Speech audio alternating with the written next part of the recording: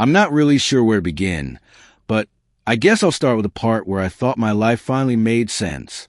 My name's Jake, I'm 28, and for the longest time I thought I was one of the lucky ones. I had a decent job, a stable apartment, a dog I adored, and a girlfriend named Lena, who I honestly believed was a person I'd build the rest of my life with. We'd been together nearly 3 years. It wasn't perfect, but it felt real. She made my mornings easier and my nights worth coming home to, until all that started to change. It's funny how the downfall of a relationship doesn't happen all at once. It starts quietly, like a door left slightly open that you never bothered to close. Lena started acting off. She was still affectionate enough to keep me calm, but her phone never left her hand anymore. She'd tilt the screen when a notification popped up. At first I told myself it was nothing. Everyone deserves privacy. But that gut feeling, the one you can't explain, the one that whispers something's wrong even when you don't approve, started eating away at me. We'd been saving together for a house, had even opened a joint account. The idea was to build a future side by side. So when she began talking about needing girls' weekends and work trips that seemed to multiply every month, I tried not to freak out. She worked in marketing. Sometimes those events popped up last minute. Still, there was this little voice in my head saying she wasn't being straight with me. I pushed it down because that's what good boyfriends do. You trust, you don't pry, you give space. One Thursday night, I logged into our joint bank account just to check how our savings were doing. We've been doing well, almost 35 grand tucked away. Except this time, the number looked smaller, way smaller. $33,000 had vanished overnight. One transaction.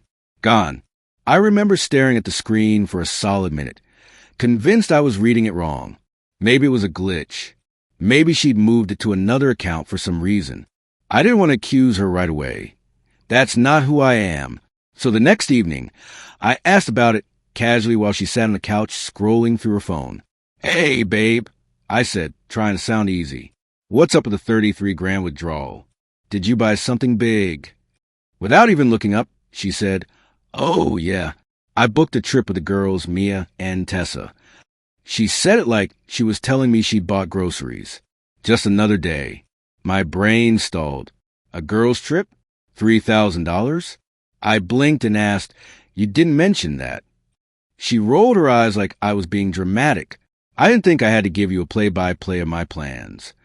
That hit hard. We weren't married, but we were partners. We shared money for a house. This wasn't her personal splurge fund. It was ours.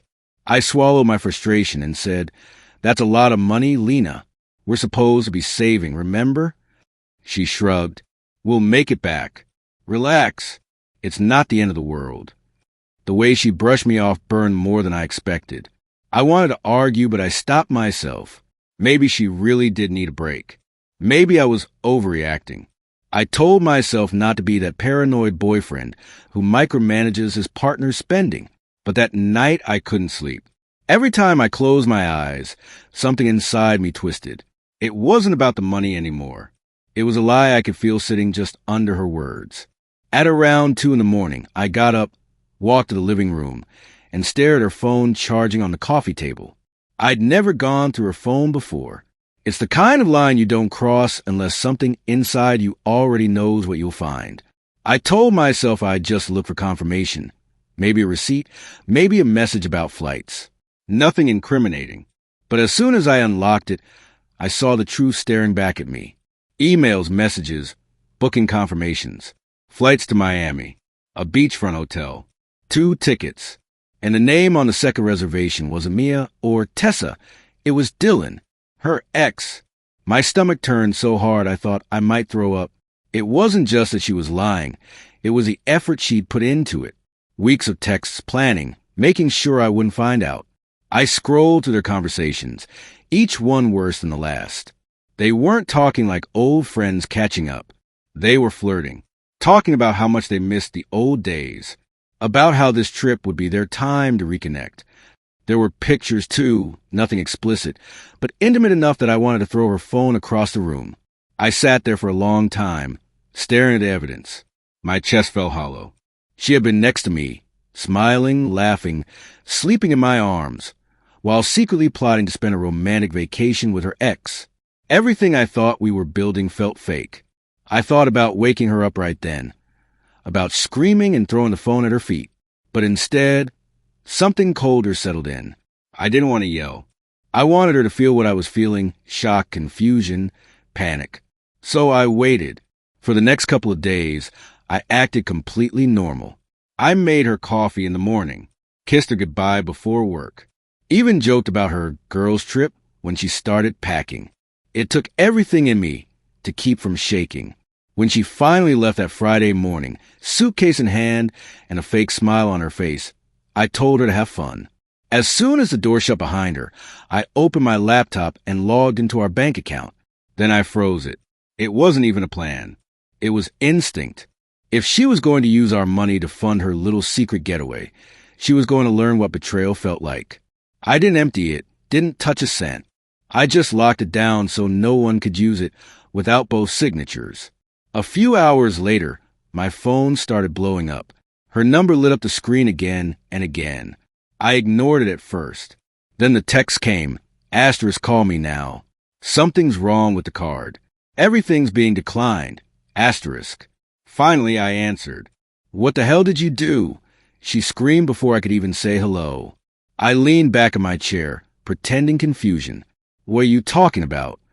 My card's getting declined everywhere. Did you mess with the account? Oh, that, I said calmly. Yeah, I froze it. You what? Why would you? Thought it was the least I could do. I cut her off, voice steady. After finding out you're on vacation with your ex. There was silence. Then the sound of her breathing hard into the phone. It's not what you think, she finally said. Cut the crap, Lena. I read everything. The emails, the messages, the bookings. You lied to me. You used our money to go on a romantic getaway with Dylan. Do you have any idea how messed up that is? She tried to stammer out some excuse, but I wasn't listening. All I wanted was one honest answer. Why? I asked quietly. Why would you do this? If you wanted to be with him, you could have just left. I didn't want to hurt you, she said, voice shaking. And I actually laughed. You didn't want to hurt me, so you lied and stole from me? You think that's better? Her tone changed instantly, from guilty to defensive. Maybe if you weren't so obsessed with saving for that stupid house, I wouldn't have had to do this. You've been so focused on the future that you forgot about me. I couldn't believe what I was hearing. She was actually trying to flip around, make it my fault that she cheated. What the hell are you talking about? I snapped. You could have talked to me. You could have said something instead of sneaking off with your ex. She sighed like I was being unreasonable. You just don't get it, Jake. I needed space. I needed time to think with him. I clenched my jaw so hard it hurt. You needed space from me. With your ex makes perfect sense. He's just a friend, she blurted out, desperation creeping in. Right, I said, my voice low. That's why you lied, hid it, and used our savings to fund it. Because he's just a friend. She went quiet. For a second, I almost felt sorry for her. Almost. Then I remembered the messages, the plans, the money. We're done, I said finally. Wait, what? You're breaking up with me over this. That made me laugh again. This bitter, humorless sound that didn't even feel like it came from me. You're seriously asking that? You lied. You cheated. You drained our savings. What did you think was going to happen? You can't just leave me stranded here, she shouted. How am I supposed to get home? Not my problem. I said coldly, you made your choices. Deal with the consequences. And then I hung up. I stood there for a long moment, phone still in my hand, waiting for the guilt to hit. It didn't. All I felt was a quiet kind of peace. The kind that comes after you finally stop pretending everything's okay. Over the next few days, I moved fast, canceled the lease, moved my stuff out, changed passwords, blocked her on everything, phone, social media, email. I wasn't giving her another chance to worm her way back into my life. I even called the bank to make sure she couldn't reopen the account without me. By Sunday night, our entire relationship was wiped clean from my daily life. Her clothes, her photos, her smell, all of it gone. It was almost unsettling how fast she disappeared from my world, like she'd never really been there at all. But every so often I'd catch myself staring at the empty side of the bed and wondering how someone could flip a switch so fast, turn love into deceit, honesty into manipulation. The silence was heavy that first week. No texts, no calls, at least not directly. But mutual friends started reaching out. At first, I ignored them. I figured if they were calling, it was because Lena had started spreading her version of the story. And I was right. According to her, I was some cold-hearted psycho who froze our joint account for no reason, leaving her stranded in another state with no money, no help, and no way home. When my buddy Mark told me that version, I actually laughed.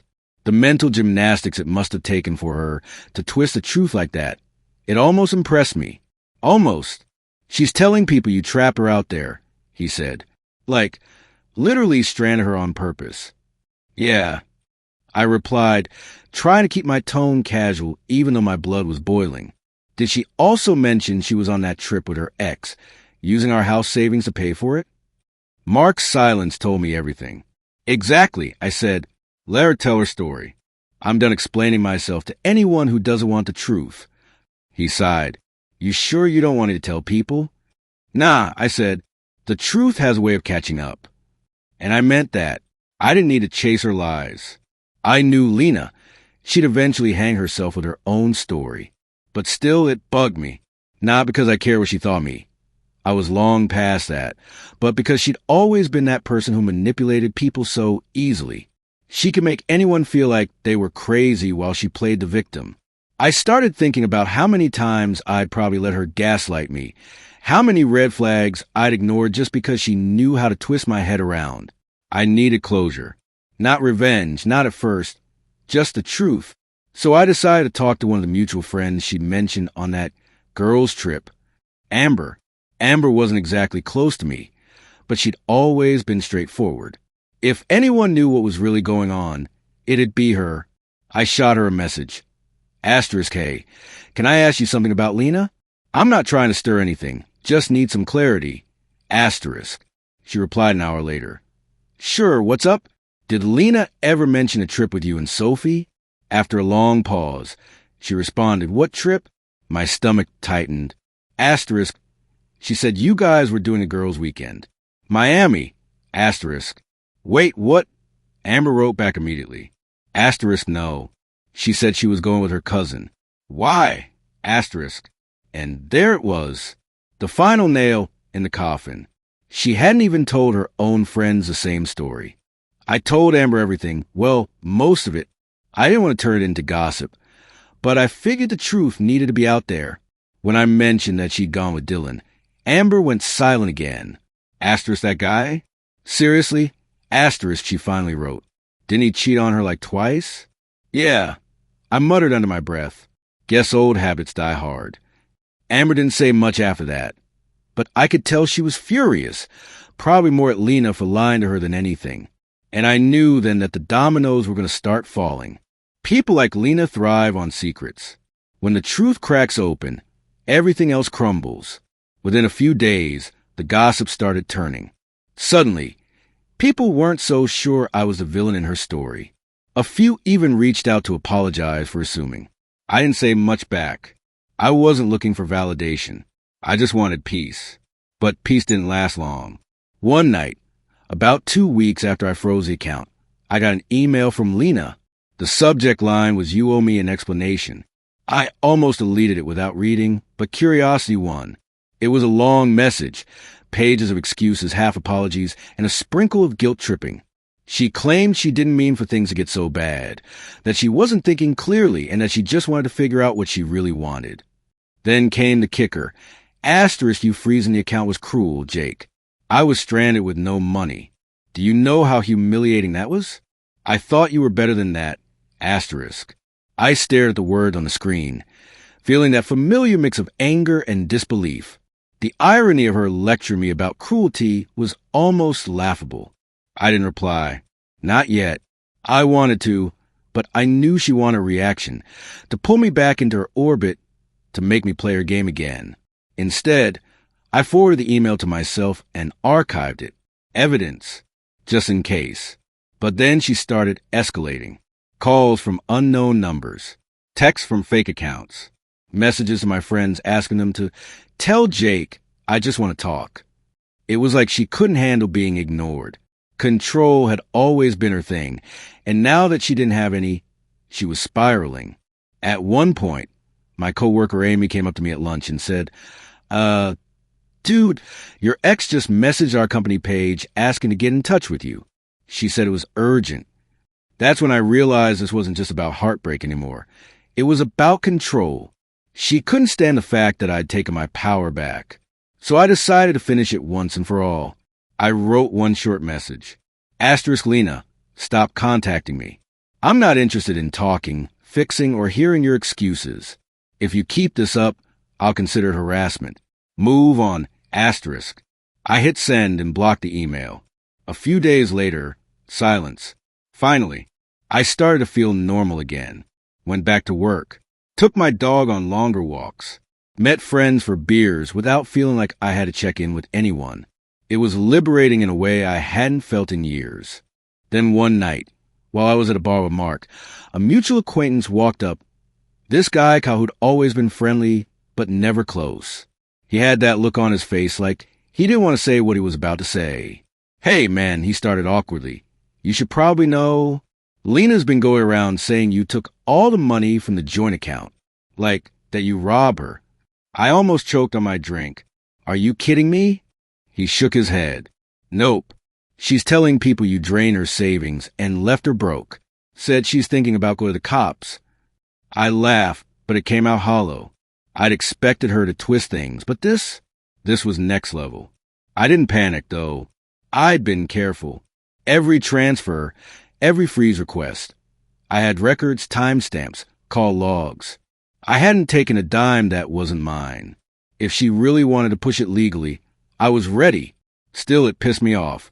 The nerve of her to keep playing the victim when she was the one who blew thousands on a secret trip with her ex. I spent that night thinking about how people like her never really face consequences. They move on, find the next person to manipulate, rinse, and repeat. But this time, I wasn't going to let her rewrite the ending. The next morning, I reached out to a lawyer friend, not to sue her or anything, just to cover myself. I wanted documentation showing that everything I did with a bank account was legal and justified. He assured me I was fine, and even suggested sending a certified letter to Lena stating that any further false accusations will be considered defamation. I did it, sent it the same day. 2 days later, she finally texted me again from a new number. You didn't have to make this so ugly.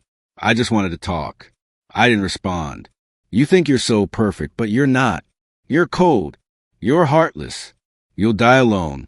Still nothing. Dylan left me. I hope you're happy. That one gave me pause. For a second, I actually felt that old tug of empathy. But then I remembered every lie, every manipulation, and how small she'd made me feel for months. I put my phone down and didn't reply. That's when I realized she wasn't my problem anymore. Whatever happened to her after that was her own doing, and I was finally free. By the time Lena's flight landed back home, everything about our life together was already dismantled. I'd made sure of that. There was no home for her to come back to, no shared bank account, no warm voice waiting to hear about her trip. She tried calling for 3 straight days. Different numbers, private numbers, even a mutual friend's phone once. I didn't answer any of them. It wasn't that I wanted to avoid her. I wanted her to sit in the silence she created. Let her hear what it sounds like when someone who truly cared finally stops trying. The thing about betrayal is that it doesn't just break your heart. It rearranges it. I wasn't the same guy who spent weekends cooking dinner and planning futures. Something in me had hardened. A week after she got back, I ran into her by accident, or maybe fate just wanted one last round. I was grabbing coffee near the office when I heard her voice behind me. Jake! It took everything in me not to flinch. I turned, and there she was. Same soft brown hair. Same smile she used to melt me with, but her eyes gave her away. Tired, unsure, guilty. Hey, I said flatly. Can we talk? She asked. I wanted to say no, but part of me needed closure. So I nodded and followed her to a corner table. She started rambling immediately. How things got out of hand, how Dylan meant nothing, how she just needed clarity. Clarity? I repeated. You needed to empty our savings and screw your ex to get clarity? Her eyes filled with tears. It wasn't like that. It wasn't supposed to happen that way. I thought I was losing myself, and Dylan, he reminded me who I used to be. I leaned back, staring at her. And who are you now, Lena? Because the person sitting in front of me isn't someone I recognize. She swallowed hard. I made a mistake, Jake. I know that. But can't we at least talk about fixing it? That word, fixing asterisk, hit me wrong. Like what she'd done was just a broken chair leg we could glue back together. There's nothing to fix, I said quietly. You burned it to the ground. Her tears turned to anger fast. You think you're perfect? You think you didn't push me away? You froze our account. You humiliated me. I cut her off. You humiliated yourself. I just stopped letting you use me as your backup plan. She blinked, stunned by the calm in my voice. I wasn't yelling. I wasn't even angry anymore. That scared her more than anything. She reached across the table, desperate now. I still love you, Jake. I looked at her hand, but didn't touch it. You love the version of me who didn't know the truth. That guy's gone. And I stood up, left a few bucks for my coffee, and walked away. That should have been the end of it. But life rarely ends cleanly. A few days later, my buddy Mark texted me a screenshot from Instagram. Lena had posted a picture. Her and Dylan again. Same smiles, same living my best life caption, except the comments were brutal. People knew. Word spread through our circle fast, and she was getting roasted for it. At first, I felt vindicated. Karma doing its thing. But then something unexpected happened. She started showing up at my place again. Late night knocks. Tearful apologies at my doorstep. Once, she even left a note under my door. Asterisk, I can't live with what I did. Please talk to me. Asterisk. I didn't respond. I couldn't. Forgiveness is easy to talk about until you're the one bleeding. But here's where the real revenge part starts. Not the bank account, not the silence. This part wasn't planned. It just happened. About a month later, I was at a friend's party when I saw Dylan there, alone. Turns out he and Lena didn't last long after Miami. Apparently, she'd been too emotionally complicated for him. The irony almost made me laugh. He tried to avoid me, but I wasn't in the mood to pretend. I walked right up to him, calm, smiling. Dylan, I said, offering a handshake.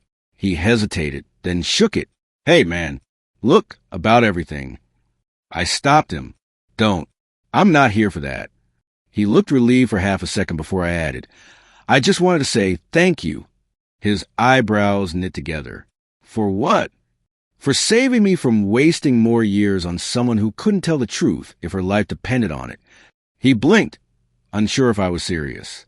I smiled again. Also, small heads up, you might want to check your bank statements. The color drained from his face. What? Oh, yeah. I said lightly, Lena's got a habit of spending other people's money for clarity. Just thought you should know. Then I walked away, leaving him pale and speechless in the middle of the room. Later that night, I got a text from an unknown number. You couldn't just let it go, could you? I didn't respond. But for the first time in months, I actually laughed. See, revenge doesn't have to be loud or dramatic. Sometimes it's just the quiet satisfaction of knowing you're free, and they're still stuck in the same chaos they created. Since then, I've rebuilt. New apartment, new job, new people who don't make me second-guess every glance at a phone screen. And every once in a while, when I see Lena's name pop up in an old photo tag or a random memory notification, I don't feel anger anymore, just a dull kind of gratitude. Because she taught me the most brutal lesson of all. Sometimes losing someone isn't a punishment, it's the reward. A few months after that last encounter, life had finally quieted down. No late-night knocks, no messages, no mutual friends dragging her name into conversations. Just peace, the kind that comes after you stop waiting for an apology that will never mean anything. I'd started dating again, cautiously. Her name was Emily. Different energy entirely. No drama, no cryptic, we need to talk text, no ghosts from old relationships. She was kind, grounded, and most importantly, real. I didn't realize how much I'd been craving that simplicity until I had it again. Then one night, while Emily and I were making dinner, my phone buzzed with a number I didn't recognize. Against my better judgment, I answered. Jake! The voice was shaky but familiar. Lena? She let out a quiet breath. Yeah, I know I'm probably the last person you want to hear from, but I just needed to say thank you. Thank me? I asked, confused. For letting me fall apart, she said. I kept trying to fix things that couldn't be fixed. I've been in therapy, got sober, got a job. I'm not looking for anything. She paused, and I could hear her fighting tears. I just wanted you to know you were right. I destroyed something good, and I'm sorry. For the first time, it didn't feel like manipulation. It wasn't guilt or desperation. It was closure, raw, messy, but real. I hope you find peace, Lena, I said softly. I think I'm starting to, she replied, and then hung up. I stood there for a while, phone still in hand. Emily looked up from the stove, smiling. Everything okay? Yeah, I said, setting the phone down. Just an old chapter finally closing. We sat down to eat, laughing about something stupid, and I realized I hadn't thought about revenge or betrayal or closure in weeks. Life had moved forward, and so had I. But here's the twist no one tells you when you're living through the fallout of betrayal. Revenge feels good in the moment, but healing feels better forever. A few months later, I ran into Dylan again, this time at a charity event my company sponsored. He looked rough. Different job, different girl, same hollow look. He tried to nod at me, maybe expecting some shared history between two people who've been burned by the same flame.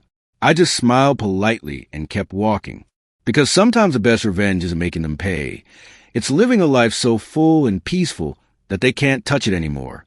Now, when I think back to the night Lena confessed, the fight, the silence that followed, I don't feel that old ache. I just feel distance, growth, and if I ever were to write it all down, every ugly, painful, liberating part of it, I'd end it like this. I loved her once. I lost her once. I found myself after, because revenge got me through the storm, but forgiveness built the shore I finally landed on. And with that, our story comes to an end, but the real story begins with your thoughts. What would you do if you were in this situation? Let me know in the comments.